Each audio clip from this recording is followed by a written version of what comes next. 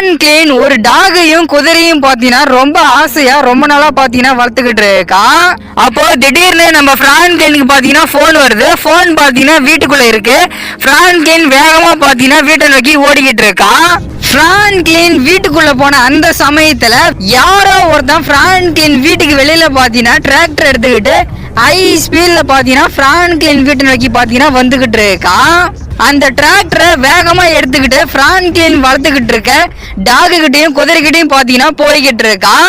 டிராக்டரை நிறுத்திட்டு கிரிட்டுன்னு கீழே இறங்கி பிரான்க்ளின் டாகையும் குதிரையும் பாத்தீங்கன்னா குண்டு கட்ட தூக்கி டிராக்டரோட டிப்பர்ல பாத்தீங்கன்னா ஏத்திடுறான்.